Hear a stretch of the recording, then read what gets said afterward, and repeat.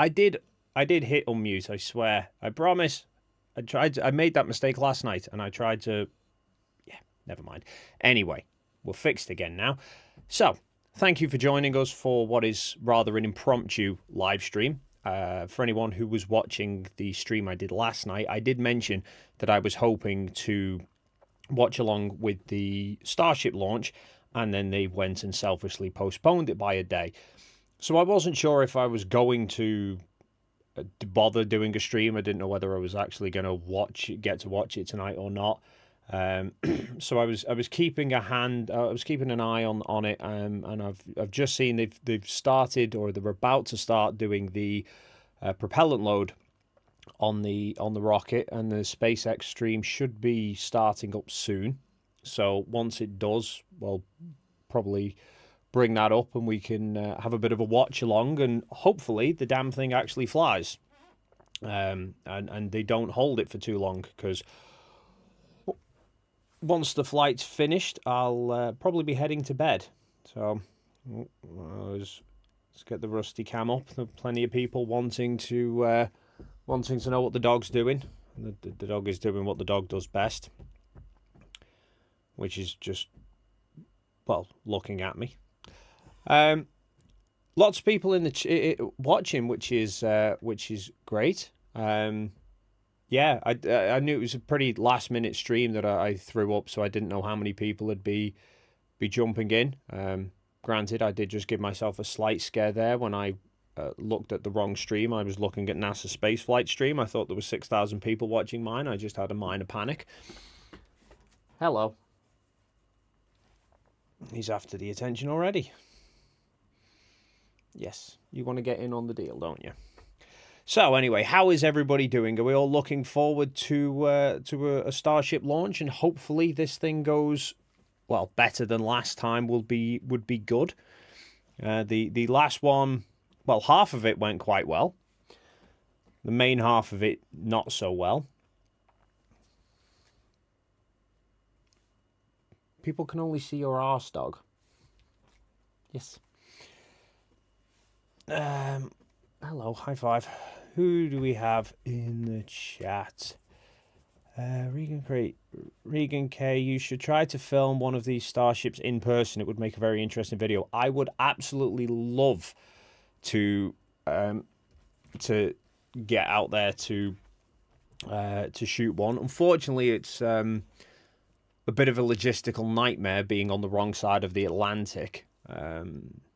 Sadly, and it's not even like they fly it over the UK. They send it the wrong way. So maybe, who knows, maybe one day. But yeah, I think to get out to that sort of area, it's not exactly like it's a day or two trip for me. It would probably be at least a couple of days, and the problem is obviously the risk of, you know, if you take this flight, for example, should have happened a couple of days ago, and then they postponed it, and it's, yeah, trying to book a last minute flight out there would probably be quite tricky. I'd wind up, knowing my luck, I'd book all the flights and then fly out there, and then they'd postpone it for a couple of days, and I'd wind up just not being able to see it. So who knows?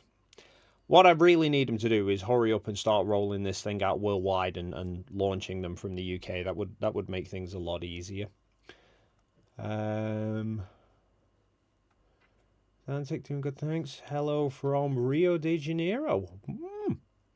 You're the best flatsoid debunker. Flatsoid is the best flatsoid debunker. The way he contradicts himself. After I finished the stream last night, I wound up going on to FTFE's stream with him and Toon, watching over Flatsoid's recent discussion with Will about the South Pole, and yeah, Flatsoid was debunking Flatsoid all day long. It was hilarious. PhD, I know PhD, Tony. The UK is not a good place for launching rockets. Yeah, it's obviously closer to the equator is better. But you know, if they're ever going to sell this as I don't know, were they talking about having this as some way of just being able to fly around the world really quickly, or is it all just going to other planets? But yeah, the UK, they put the UK in the wrong bleeding place. So Starship, SpaceX stream hasn't started up yet, so there's supposed to be a couple more minutes. It's Rubik's, $2. Regards from the resident actual NASA shill. Yes, thank you, Rubik's. It's good to get my NASA paycheck through. And Lee Fuller, $2. Welcome to rainy Southern I was thought Southern California was supposed to be nice. I can't believe I'm going to say that the UK weather is actually better than California at the moment. So, yeah, all being well, we are T-minus 37 minutes. Looks like they're starting to load propellants now. It looks like some frost lines are starting to form. I've just got NSF's stream up here, just keeping an eye on things. The epicness, $5. I actually created a few memes to debunk some common flat earth arguments, like the false curve dilemma. Mind if I send them in an email? No, absolutely not a problem at all. You'll find my email on my YouTube channel about page. I can't promise I'll respond to it. I am a bit of a bugger for, I get emails and then I glance at the emails when I'm in the middle of doing something and I think I'll respond to that later and then I forget to. I do it with text messages as well. My missus always kills me. Or she finds it strange that if she asks me to do something in a text message and I do it the first time of asking, she thinks it's strange. I'm that bad for it. PhD Tony, yes, they did say that, but the economics will never work. Yeah, I know. It's wishful thinking. I know. It's... yeah, they were never really going to... I doubt... Yeah, they were never going to use a Starship to fly across the Atlantic. Obviously, planes would be more feasible and a hell of a lot safer as well, probably.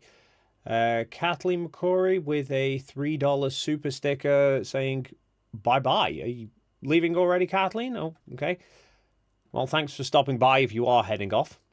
Or are you waving goodbye to Starship? I'm not sure. Joey, €5. Hey, Dave. Shout out from Cork in Ireland. Love the O'Neill's jersey. Excited for this one. Yeah, it's actually a St. Helens Rugby League jersey, but it's just O'Neill's, I think, are they the company that make them? I've got I'm sure O'Neill's has appeared on quite a few of my recent shirts.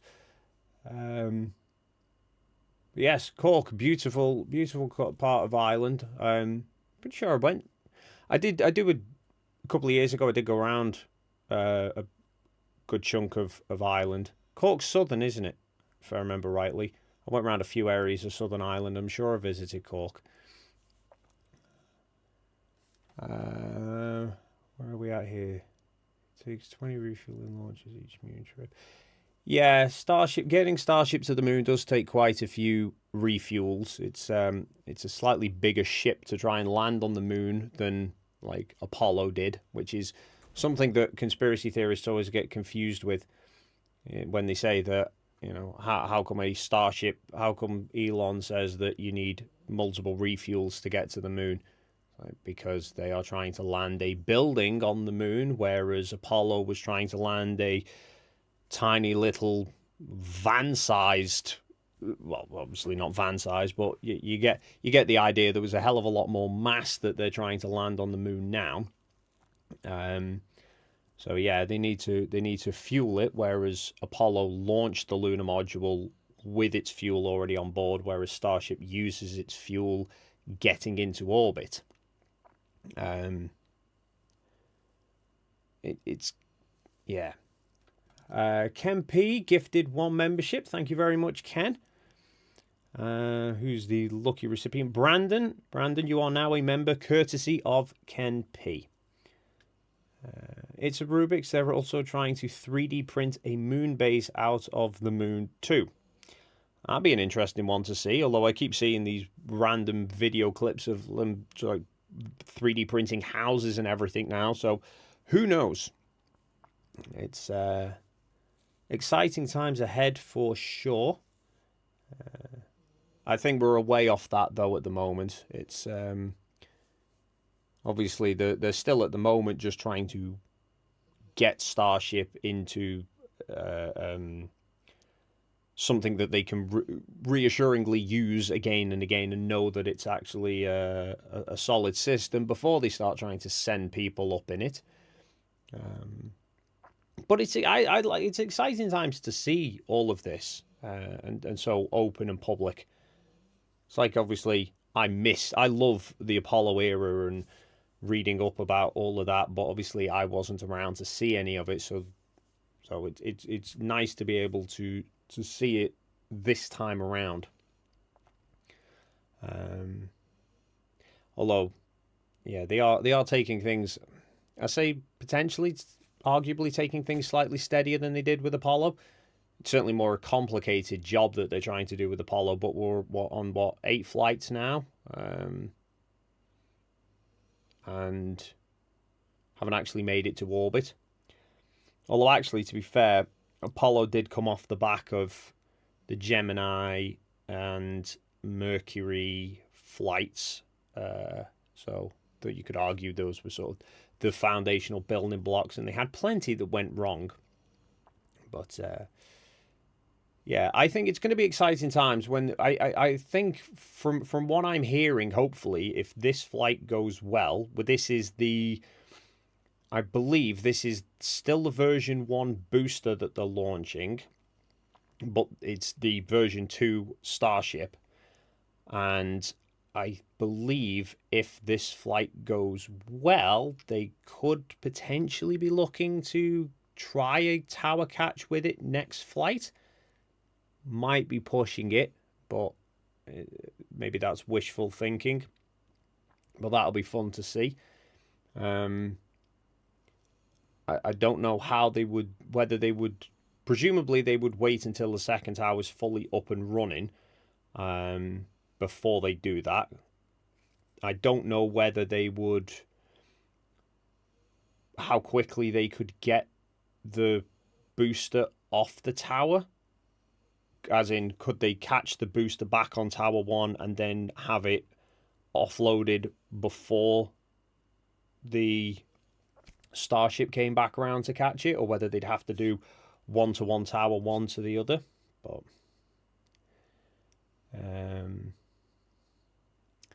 yeah, it's exciting times. And then I was thinking as well, because the tower catch idea is great, but obviously for landing on the moon, or if this thing ever goes to Mars, when it first starts landing, it's not going to have a tower there to actually land at. It's going to have the landing gear and land of its own accord. So I was wondering whether they might try and land it somewhere, but obviously it needs to be somewhere not in any populated area. So whether they try and land it out somewhere like Nevada desert or Australian outback, maybe. That could be quite interesting.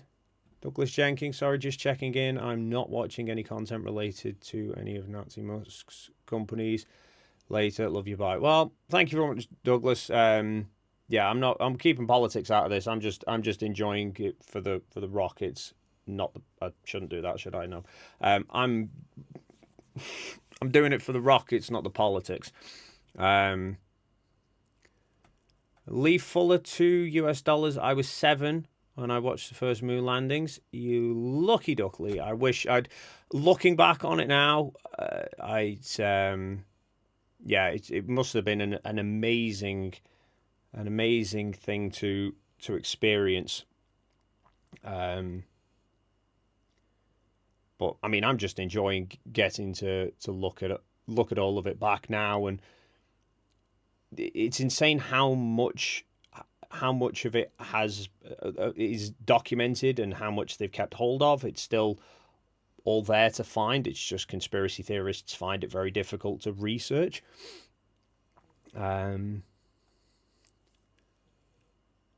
Sinclair for £10. I love space. I'm dying to see a moon landing, but this thing isn't carrying humans by next year. Is it too early to joke about the great American tradition of land? Yeah, might be a bit too soon for making those jokes. Yeah, I mean, I don't think. Yeah, next year is going to be a push, especially with them dragging Artemis. I don't even know what. I'm sure I heard something about their scrapping Artemis. I can't remember exactly what I was hearing. I'm sure I was hearing some mention of it. Well, they have made it overly complicated. Apollo was technically easier in the sense that it was one completely self-contained rocket that took just a small lander just to get people to the moon. And for all the conspiracy theorists who say, why can't they do that again? They probably could. Not, I say, overly complicated to do it. It's more a why bother? They've already done it 6 times. There's nothing to be gained from just sending people back for a couple of hours on the surface just to say they've done it. You know, they're gonna want to take it a step further. Granted, this is several steps further that they're trying to put literally like land a building on the moon. Let me just double check. Okay, so I'm gonna mute that, but I'm gonna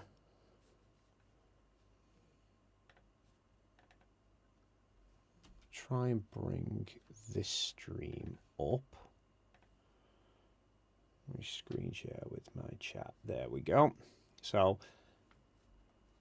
in fact, I'm going to just try and resize this screen a second because I've cropped off. How big does that thing go? I'm trying to see the timer. But I've made it too. Oh, there we go. There we are. Okay. So I'll just keep an eye on this now. That's not even the full thing either. Come on, Dave. Stick with it.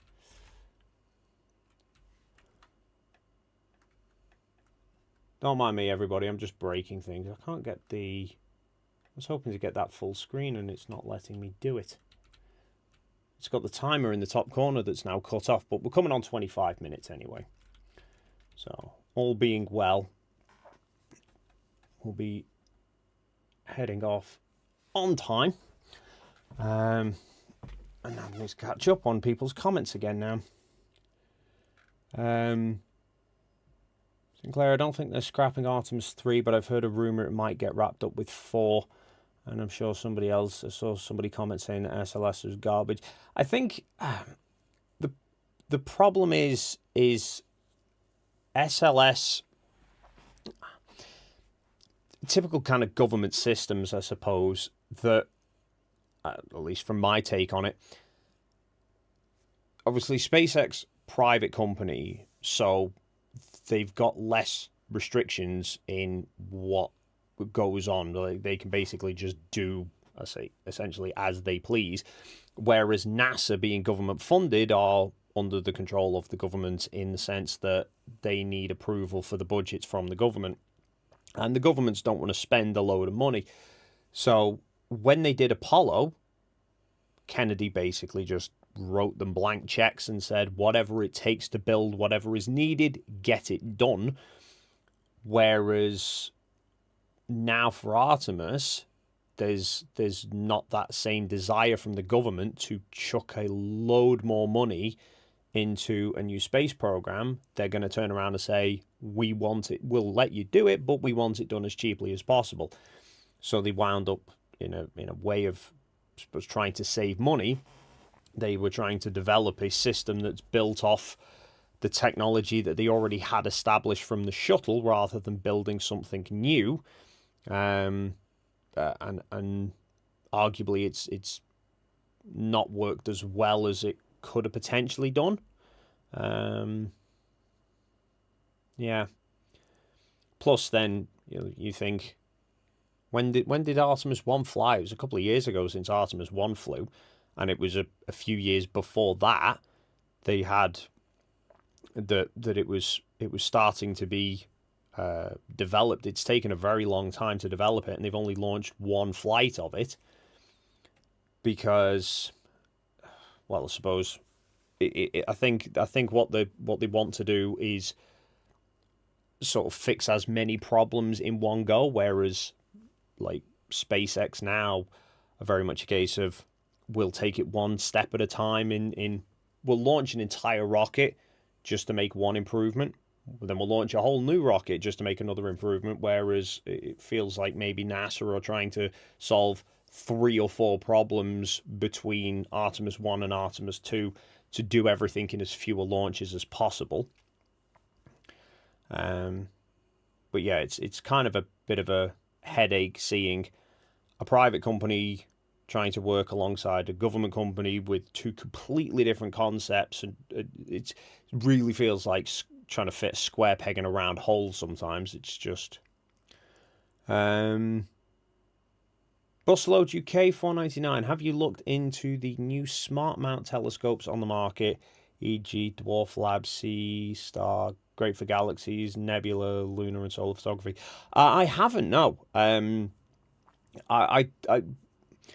don't get much use. I don't get the time these days to really use them, unfortunately, and the weather here isn't great at the best of times. So, yeah, I don't get much opportunity to use what I've already got. So I've not really looked at getting anything newer or better. The only thing I have done is the telescope mount that I was using. The controller for it recently had it changed to, or I say recently, a couple of what's crashing here? Not enough memory to open this page. Just checking. Everyone's stream still going okay? I've just had one of my windows just closed, and I just want to make sure that it's not cutting out for people, because I had a few problems with it last night. Still good. Good. That's okay. Yeah, I did upgrade the tracker unit, not the actual mount, just the tracking unit, to one that's a less complicated one to set up. But like I said, unfortunately, not had much chance to use it. Downside up flirts are going to clip that and say you follow the mustache man. Probably. I mean, they already call me a mason because I dared to put a boot under a table. So, yeah. Fun times. Who else do we have? If we do it again,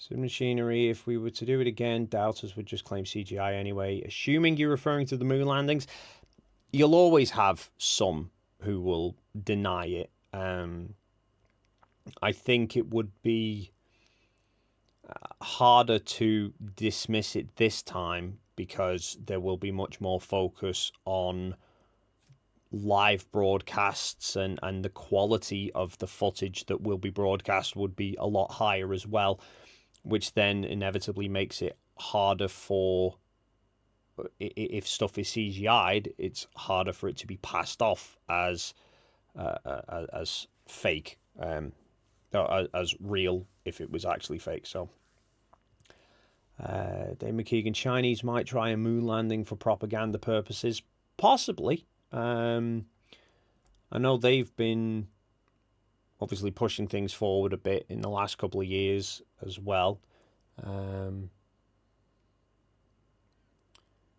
So yeah, although I suppose I don't know how bothered, I say bothered, the US government would be in they were really bothered, obviously, back in the 60s with a race with the Soviets, because it was going to do a complete first in that no one had been to the moon before. Whereas obviously now, if China are going, it's they might be able to do something that's more impressive than Apollo, but it's still something that's already been done before. Wesley, let's cut off your name off there. Wesley von der Bend. Hi Dave, have you seen the documentary about the moon landings made by the Everyday Astronaut? I haven't seen all of it, Wesley, but I did reference it I did actually mention it in the stream that I did last night. I've seen a good portion of it, and it's an amazing video from what I've seen thus far. But 2.5 hours long. It's hard to obviously do in one take. But yeah, it's 10 months Tim spent on that. It's an impressive feat. But I loved who the hell was the astronaut? Is it Kelly Smith? The guy from Orion Trial by Fire that conspiracy theorists always bring up, that clip of him talking about Orion flying through the Van Allen belts. And they always bring up that one clip. And Tim, the Everyday Astronaut, to address that point, actually had a video call with Kelly Smith to talk to him specifically about the flight and the conditions and everything. And yeah, just wipe the floor with every conspiracy idea. It's an amazing documentary, and if you haven't watched it, well worth checking it out. In fact, yeah. So I mentioned it last night on the stream because on Monday, when Flight 8 was supposed to be going initially, I was watching along on the Everyday Astronaut stream, and I put a super chat to Tim just saying, amazing documentary, amazing Apollo video. It was well worth the wait because he'd been working on it for so long. 10 months he'd been working on that. When I did the 1.5-hour video that I did taking down Bart Cybrell, it took me 3-4 weeks worth of research to do. Tim spent 10 months pulling apart these claims. It was crazy work. So I just put a super chat saying basically, well done to that. And he spotted the super chat and he read it out. But the way he remarked about my name, he clearly recognized my name and knew who I was. So I was blown away that a channel that big seemingly knows who I am. It feels surreal sometimes. But yes, well worth the check out if you haven't seen it already. Professor Phil Bell's exactly right. The point now is to establish a permanent station on the moon, much more complicated than a 3-day visit. Yeah, absolutely. It's oh no. Foxworth Kerman, how about the talent of Mikey Smith's left toe singing and dancing?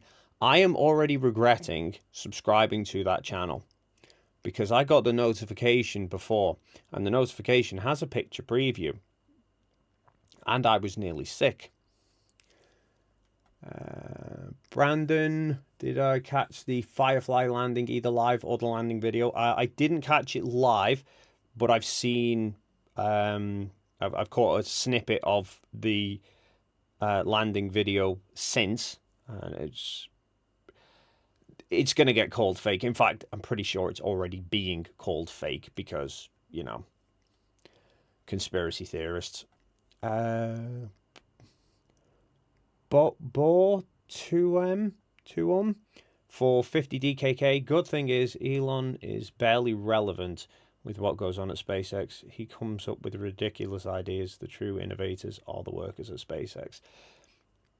Yeah, that's quite true. I think he's very much just the money behind the what goes on these days, and yeah, there's a lot of other people who are making the strides to get this thing off the ground.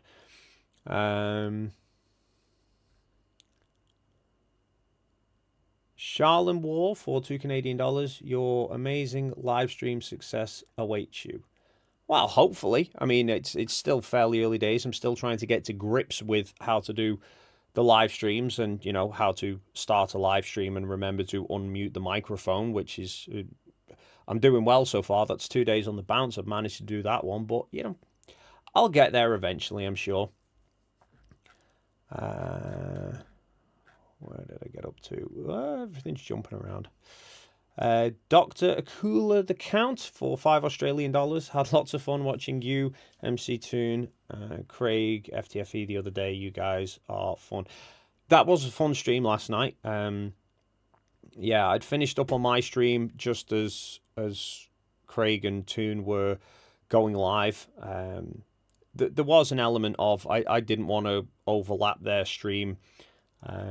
Because I know there's a lot of people who watch my streams who watch their streams, and I didn't want to cause a potential conflict. Plus, I've learned from the streams that I've done so far that after about 2 hours, my throat is starting to hurt from just constant talking.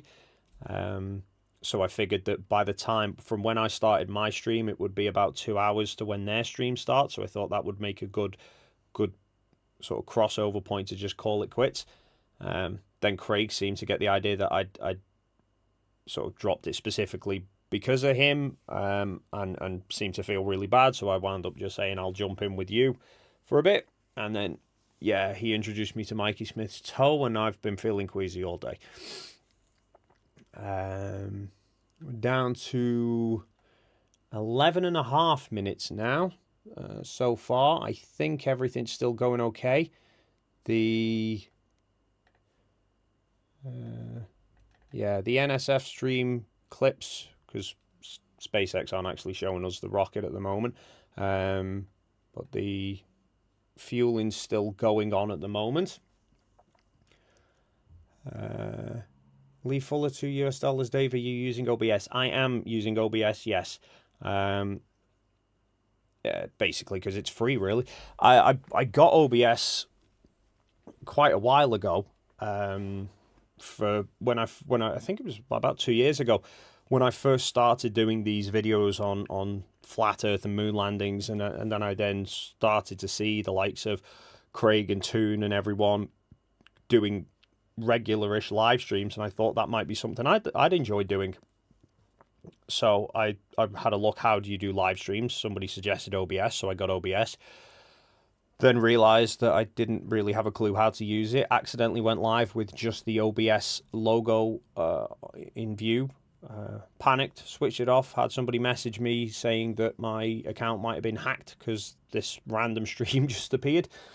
So yeah, thought maybe I'll take some time away from it and work out what the hell to do. And then I kind of left it on the back burner, and it wasn't until being in Antarctica and doing a live stream there, which that wasn't OBS, that was StreamYard that I used for that. But I hadn't even planned to do... I'm hoping we see a view like this again today. That would be amazing. Yeah, I didn't even plan to do the live stream that I did in Antarctica until about 6 or 7 hours, I think it was, before I did the live stream. What's going on there? Are they doing... That's I'm just testing the flaps out. Yeah, because I'd obviously Will did his stream at midnight. Toon did his stream through Solar Midnight, which I spent a fair bit of time with him, which was fun. I think the sleep deprivation did help a lot with that, but that was a fun stream. And so it was kind of after that, I was sort of thinking about it, and I thought, maybe I should do a live stream. I thought it'd be quite good to do a live stream at the end of, sort of to mark the 24-hour period ticking over. But I had no idea what I was doing. So I just wound up saying to Toon, how would I do it? He said, StreamYard's the easiest way to do it. It's like, good. Can you just stand here and help me? But But then, yeah, so I didn't carry on with StreamYard after that because I thought I don't know if I'm going to be doing it regularly, and I certainly wasn't going to be doing it for any period of time, so I didn't want to pay for any subscriptions if I didn't know I was going to be doing live streaming. But as it happens, I think I've managed to get my head around OBS pretty well. Apart from last night when it started throwing its hand in for no reason at all. Yeah. Bill Tetley, $5. The Mikey Smith toe singing video somehow made me laugh and puke at the same time. I have never experienced anything like it before. Yes, it was a sight to behold. And in fact, because I'd suggested that Mikey Smith's toe looked like the chest burster from Alien. And then I got sent a picture from Craig before, which was a mock-up from the scene from Alien, where the xenomorph's like literally here next to Carrie Fisher's head, except it's been replaced with Mikey Smith's toe. And yeah, I nearly laughed and cried at the same time. Brandon Contra. Everyone in live chat was saying it was fake as it was happening because there was no live landing, only telemetry data. They always do it. They haven't figured it out yet that, you know, it's kind of difficult to live stream videos in real time. It takes a bit of time to send the data through. At the moment, they can't send it as quick as it is getting recorded. They can only do it with Starship at the moment because they've got Starlink satellites literally like hounding it all the way through the flight, and even then, it still breaks up at times. But yeah, and then no doubt we'll get to a point someday where they have got, the ability to do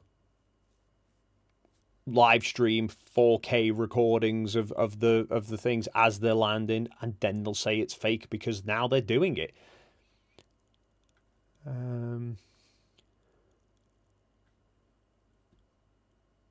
Chris H, your stream is ahead of mine. I'm assuming you're referring to the Starship, the SpaceX feed. I mean, that's just coming off SpaceX's own website, and then the Watchalong from there. So I don't know if you're watching it through somebody else's, but yeah, nearly down to just under 5.5 minutes now.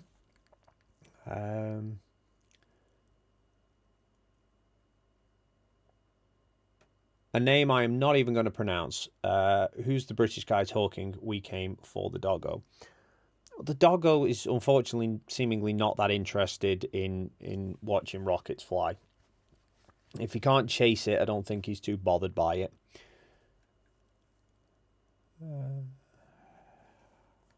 I'm lost as to where my chat is. Hey, Planet Walk, how are you? Great to see you. I think Dave needs to learn how to pet Rusty with his left hand so he can keep speaking with his right. Well, I can't pet him with my left hand now because my left hand's on the wrong side for Rusty. But if you're referring to the videos, Rusty's not happy unless it's both hands. He always ends up sitting on my left side, and this is my little remote control that I use for the teleprompter. Usually I tend to just stop and start it so I can keep up with the text. So I keep this in my left hand, so it's sort of tucked in with Rusty. So, but then I think it's just as I'm moving my right hand, he just keeps clawing for it. So yeah, I don't think he's happy unless he's got both hands pinned down. So I don't know, maybe I need a third hand. Live streaming's a learning curve, but if Fliffers can do it, you can definitely do it. Oh yeah, I'd no doubt I'd be able to do it. It's just, it was a mixture of whether I could obviously fathom how to get it to work easily enough, but also when I was appearing on other people's live streams, typically the streams would be sort of this time at night when everyone else is asleep, and then I'd get complaints the next day that I was being quite loud and disturbing people. So I spent a bit of time doing some soundproof changing to the room here to try and deaden the sound. And since those changes, it's seemingly been a lot quieter, which has then allowed me to start doing some streams. Sable Eagle, you don't need a third hand, you need guests. Get Emma Thorne, Rachel Oates, Anna Lawson, get them on to give them cuddles. That's a possibility, I suppose. Although I don't know how well it would work given the fact that I typically stream like it's 11:30 at night now. All my streams are going to be late at night. Logistics for them might be a problem, and unfortunately, Rusty doesn't tend to fare too well with new people straight away. He can sort of take a bit of time to acclimatize to people first. So we are down to 2 minutes now. So I'll start to bring some As we sound saw on in Monday, here. we had the ability to recycle the count under certain conditions back to that T-minus 40 second mark and hold there to assess what happened and if we're able to proceed to T0. And like we said, we can hang out at T-minus 40 for several minutes before we start running to do some limits, essentially, on our propellant on board. There are a couple of other things, like if we pass the T-minus 10 second okay, everybody? point, and the water starts to flow in that flame deflector, and we scrub, that's automatic scrub for the day. Oh, there's our TVC, our thrust vector control checkout. It's got a little bit of a wiggle there on those inner Raptor engines, those 13 inner ones, which are going to be used for that boost back burn and the landing burn. So cool to see those. Yeah, I love that shot. We don't have that on Falcon, and it's just so cool to see really the business end of the Super Heavy booster.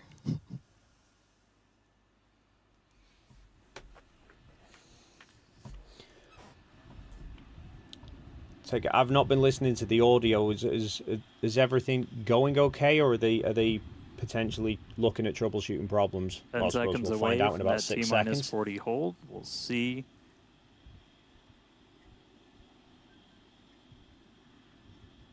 Okay, we've got a hold at T40. All right, we are going to hold at T-minus 40.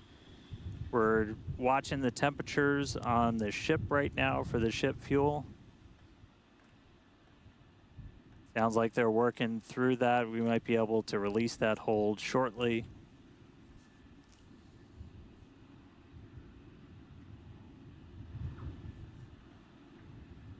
All right, sounds like we're going to be able to reset those holds, not tracking any other holds. There we go. And We are down below rolling. 40.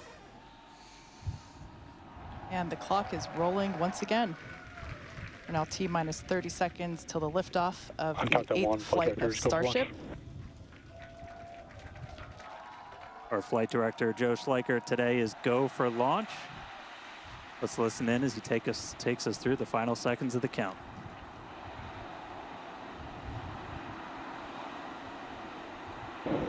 T-minus 8, 7, 6, 5, 4, 3, 2. There's the deluge.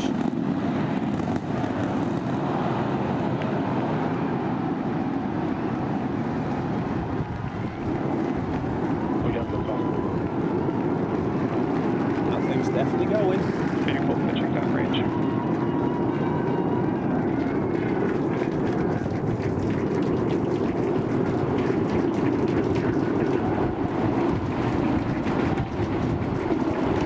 Booster average pressure nominal.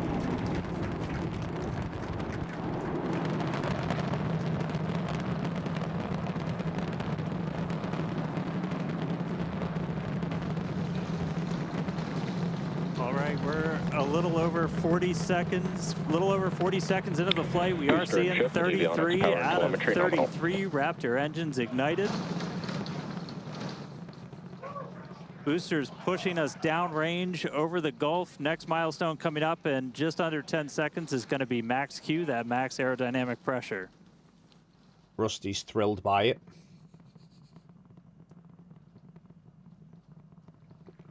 Max Q.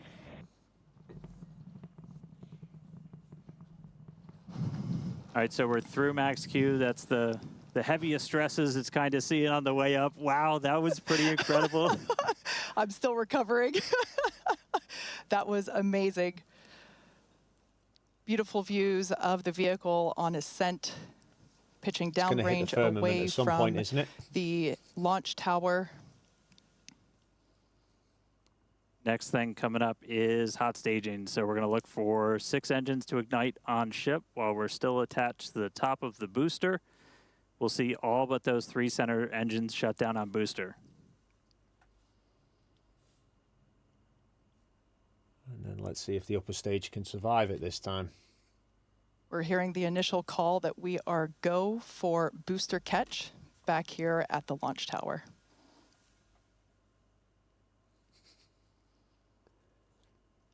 Coming up now on hot staging, the ship's engines will ignite while still attached to the Super Heavy booster, and also while Super Heavy booster will still be under power itself. The clamps holding the 2 stages together are going to release, and Starship second stage engines will Booster engine ignite. cut off. Down to 3 engines. Ship engine startup. Looking good. Boost back burn That is startup. some incredible CGI there. Well done, SpaceX. There we go. Ship engines, all 6 Raptors ignited. We're doing that boost back burn.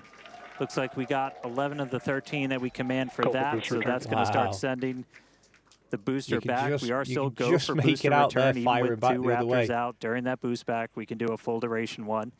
Roger, chamber push is nominal. Looks like we got a ship, 6 engines heading into space, and then we got a booster hopefully on our way back to nope. Starbase. How's everything So going the in engines on Hawthorne, the Chris? booster haven't fired. Everything is looking good. The crowd eagerly followed that ascent and now watching the booster coming back. So as you can see on the left-hand side of your screen here, that is ship avionics continuing, power and that's a function. great view of ship continuing on its way to space. They're looking, that's inside the camera, inside the aft skirt, looking at the Raptor vacuum and the sea level engines. The sea level ones there in the center of your screen under our T+ clock. You can see our boost back burn. We're down to 3 engines on the boost back burn. And you can see ship on the right-hand side of that telemetry with 6 engines lit, continuing its ascent to orbit, already over 100 kilometers in altitude. The booster 87 kilometers in altitude and continuing its trek right now back to the landing site and catch site. There's Boost back shutdown. and we just heard a good call out for boost back shutdown. The next I thing we should see absolutely on our loved screen is the separation shadows of the hot clouds stage there. from That's the the Super plume Heavy from the booster. rocket We launch, jettisoned and I'm that pretty because sure we do that's the know cloud needed being cast for the off it landing, but from on the low future sun iterations angle. of the Super Heavy, that hot stage ring will be Incredible incorporated into the booster, CGI. and we will get it back. But for today, you can see it on the right-hand side of your screen there, just separating off of from the right-hand side of the booster. You can also see the booster doing its liquid oxygen dump there, which is exactly what we would expect for it to do as the booster gets itself configured for the landing here. Now, meanwhile, Starship will continue to coast after it reaches orbit for about 40 minutes or so up to an altitude of 214 kilometers, but it's still got a ways to go there, currently accelerating past 7,500 kilometers per hour there in velocity. And just look at those great views of the booster coming back. The Gulf coastline there just looks absolutely gorgeous. Starship is on a nominal trajectory. And there we hear nominal trajectories all around. And Dan and Kate, we're at 5 minutes, 15 seconds here into the flight. Everything looking good for the Super Heavy and for Starship today. What's it like there at Starbase as we get ready to catch? It was incredible, Chris, to be able to see the mock diamonds with my own eyes. That was amazing. We are standing by for return of booster back to the launch tower. We have heard that we are go for the catch of the booster. Yeah, this coming from one of our long-range tracking cameras, we're able to see the hot stage separate and fly away. So coming up in just about 30 seconds, we're going to look for the landing burn. We're going to command Raptor chamber push is those nominal. 13 inner and middle ring engines to turn on. 13 initially. They bleed off all of that velocity as we're slowing down from supersonic speeds, eventually moding down to only 3 engines for that precision flight into the tower. Right now, booster using its 4 hypersonic grid fins to help guide itself slowing through down. this atmospheric entry back for its precision landing at the launch site. Once again, we're going to ignite. Pretty sure they caught it last time without all the engines firing, so they should. Here we go. That coming up here momentarily. Oh, only one out this time. That's going to be a catch. This is going to come down to 3 engines as the booster slows down for its landing. And we just heard the sonic boom. Here we go. Chopsticks. What an incredible sight to see the super heavy booster gliding down into the chopstick arms once again. Textbook.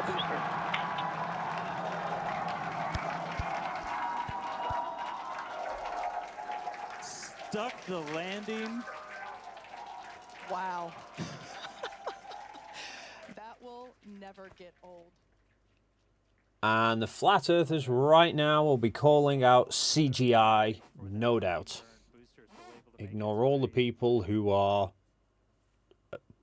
what, a few miles away across the water who've just watched that thing all the way up and all the way back down.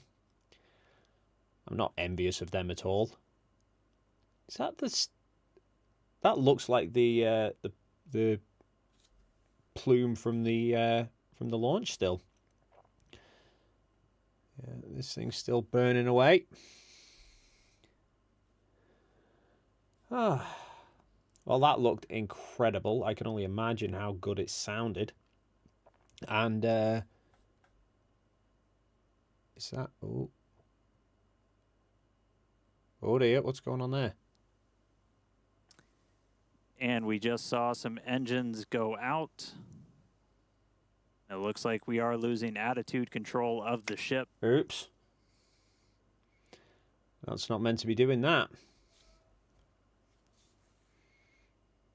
Looks like their Block 2 isn't working too well.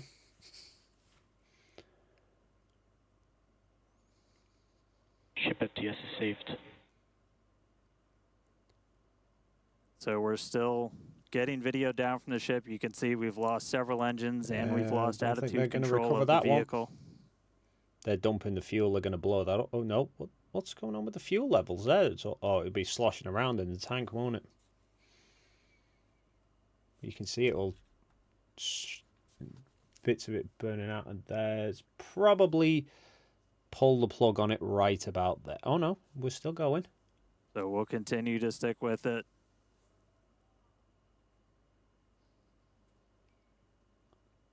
For those of you that just recently joined us, we had a successful liftoff of the 8th test flight. Right about now, some flat earthers will probably be saying that they've worked out some magic way of inventing fuel, seeing as how these fuel gauges keep bouncing around all over the place. Yeah, I think that's probably just gone boom again. That one looked a bit odd from what I saw. That looked like the Center 3 engines, 2 of them shut off, 1 of them stayed on, and one of the vacuum engines shut down when it should have been staying on. But I have to say, if that was fake CGI, I don't know why they felt the need to, well, mess it up. I mean, we got some awesome views of the Earth as it was spinning around out of control, and you could see a lot of the leaking propellant or whatever it was coming out of it. But yeah, slightly better than maybe the last flight, but still seemingly some issues with Block 2. So I know they've made quite a lot of changes from the block, from Ship 1 to Ship 2, or Block 1 to Block 2, version 1 to, I can't even remember the...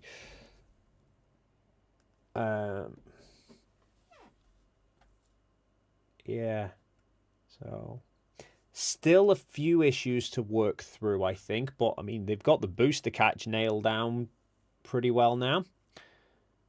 So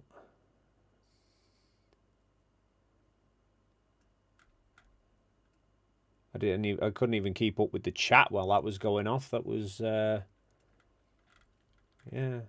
I mean, it was an impressive looking launch, and you know, at least it's a progression from the last flight. They didn't have. I think it was a fuel leak last time that caused a fire.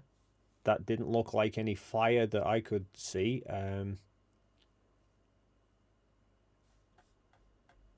But yeah, I'd say that thing's definitely not survived. So I will. Where are we at there? I will keep an eye on it anyway, just to see if they give any update. But I imagine it's gone boom, and they will probably have some footage captured from somewhere again with pieces of it scattering across the sky. Which, of course, the question to flat earthers will be, where the hell did that all come from? And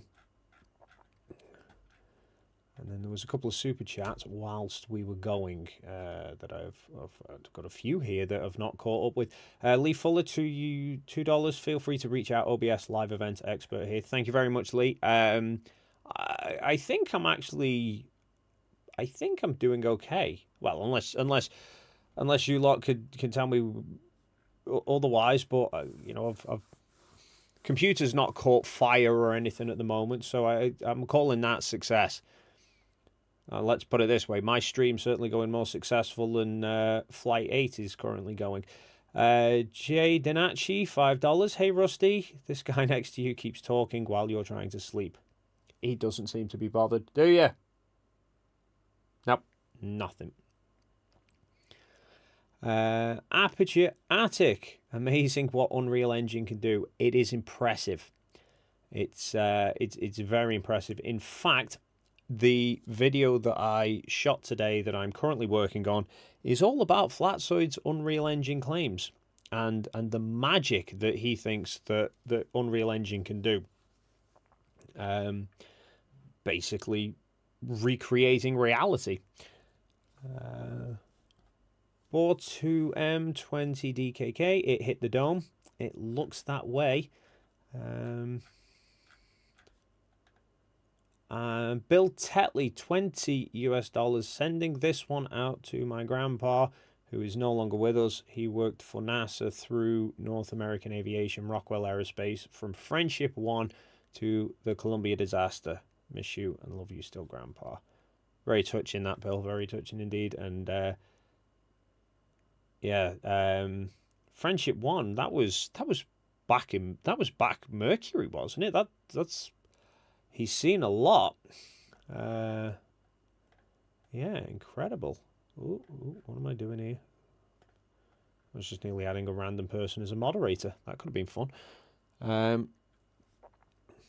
Yeah, so unfortunately, Starship flight didn't go as well as some would have expected.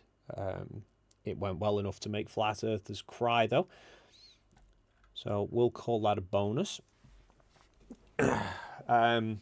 Which is a shame because, yeah, it's... Caleb should say re-entry video should be coming in soon. Is that the... Yeah, the videos of it coming back in. I'm interested to see how the new version ship handles re-entry versus ship 1's. Because the ship 1's kept having the burn-through problems, and obviously the ship 2 designs have been changed to try and alleviate those problems. And unfortunately, they can't keep one going long enough to get back into the atmosphere to find out. And Rusty's clearly not asked about any of it. Looks like the SpaceX stream is potentially ending, so I think they're done with it. Yeah. Well, at least they've got another booster back. They've definitely got that bit nailed down. Now they just need to work out the top part. But Dick Wayne, yes, Unreal Engine mission is to create the most realistic CGI. They're getting really good at fooling tools like yourself. Uh-huh. Funny that, Dick, because there's, well, I'm yet to see how Unreal Engine can render us actually being there with the shadows going all the way around us. I mean, I know Flatzoid says ray tracing, but that's because he seemingly doesn't actually know how the hell ray tracing works. But who knows? You know, maybe you lot could use Unreal Engine to figure out a map that works that isn't a globe. Original BB Shark, nice shirt. Judging by your avatar, completely agree.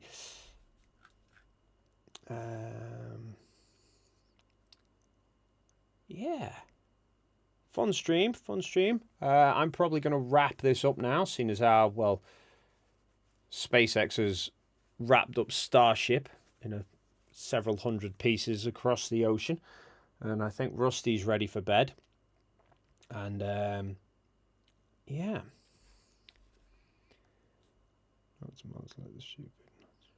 Yes, Gary, absolutely right. Note to mods, let the stupid and not too rude comments stay. Yeah, I have absolutely no problems with people saying dumb shit and making an arse of themselves. It's absolutely fine. If they start getting abusive, anybody, I don't care which side they're on, if it starts turning abusive, then people will get it timed out, because I can't be doing with that. Sarcasm's fine, but there's a line that needs to be drawn. So, I guess I can treat everybody to the Rusty outro sooner than we were all expecting.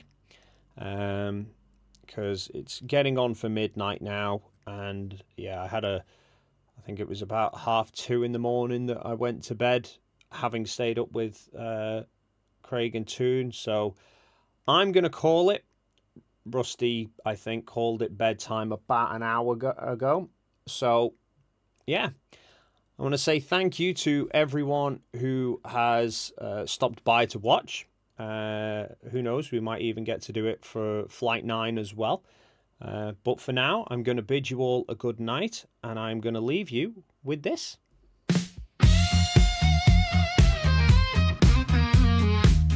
Rusty sits atop his big red chair, casting out looks without a care. With his sidekick Dave close at hand, teaching us about the globe. Sunspots or the new space probe, the daring duo will make their stand. Rusty lies in his big red chair, belly rubs legs up in the air. It's a clever to be sure. He may look sleepy, don't be deceived. Don't let your thoughts be preconceived. He can spring to life in a big red blur. Rusty has a nose for facts, a science-based directive. Battling conspiracy theories, a true canine detective.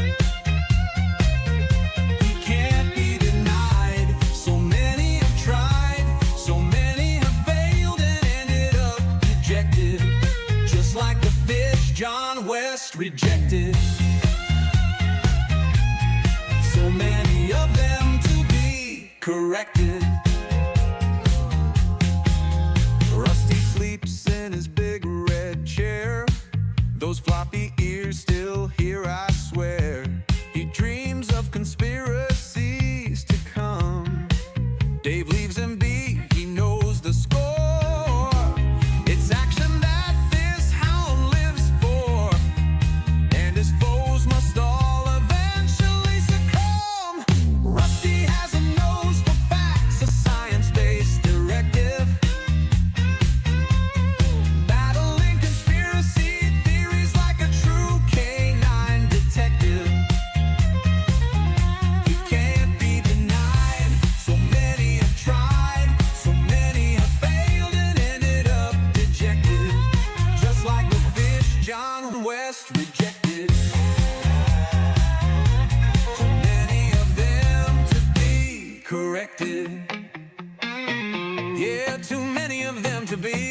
corrected.